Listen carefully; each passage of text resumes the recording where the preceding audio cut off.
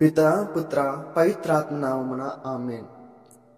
శ్రీసభ పండితుడు పితామహుడు క్రొవ్వొత్తుల తయారీదారుల తర్పిదీదారుల పాలక పునీతుడు పునీత అంబ్రస్ గారు ఇటలీలోని త్రియర్ పట్టణంలో గొప్ప ధనిక కుటుంబంలో క్రీస్తు శకం 340లో జన్మించారు.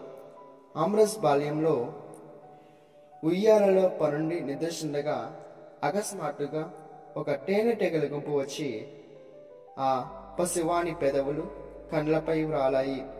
భయంకసితులైన ఆయన అరుపులు, వారి భవనంలో గల అందరూ, వారి తల్లిదండ్రులు, ఇరుగు పొరుగు వారు వచ్చి ఆ వింతైన దృశ్యాలు చూశారు. కొంతసేపటికి ఆ తేనెటీగల గుంపు ఎగిరిపోగా ఎలాంటి హాని జరగకుండా బాబు నిద్రిస్తూనే ఉన్నాడు. పునీత అంబ్రస్ గారి చిత్రపటంలో ప్రక్కనే తేనెటీగల తొట్టెను కూడా చూపిస్తుంటారు. అంబ్రస్ గారు చిన్నతనంలో నేను కూడా బిషప్ అవ్వాలి అని తన్ను తాను నిశ్చయించుకొని తమాషాలు ఆడుతుండేవారు. వీరి దైవ సేవ ఎన్ని ఆశ్చర్యకరం! అర్జెంటియస్ క్రీస్తు శకం 374లో మరణింపగా మిలాన్ పట్టణంకు బిషప్ స్థానాన్ని ఖాళీ ఏర్పడింది. తదుపరి బిషప్ ఎవరు అని అరియస్ క్రైస్తవులకు కథోలిక క్రైస్తవుల మధ్య పోటీ పెరిగింది. కొత్త బిషప్ ఎన్నిక రోజున అలజడి ప్రారంభం కాగా గవర్నర్ అయిన అంబ్రస్ గారు ఒక ఉన్నతాధికారి కాగా ఆ చోటుకు చేరుకొని దేవాలయంలో శాంతికై ప్రసంగింపసాగారు. అప్పుడు జన గుంపులో నుండి ఒక పాప అంబ్రస్ గారు మా పీఠాధిపతులు అని గట్టిగా అరవసాగింది.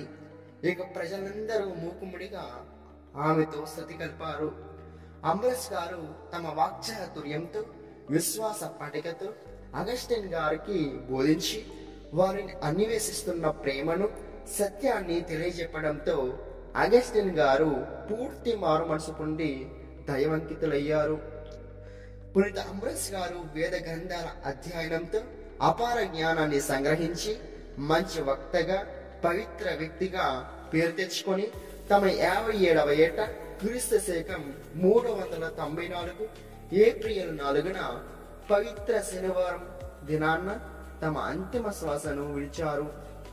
ఈనేటి మనం ధ్యానించవలసింది, నిద్రిస్తున్న వారికి పరలోక ఆశీస్సులు అనుగ్రహింపబడవు, కానీ జాగరూకులై మేల్కొని ఉన్న వారికి అవి లభిస్తాయి. పునీత అంబ్రస్ గారు.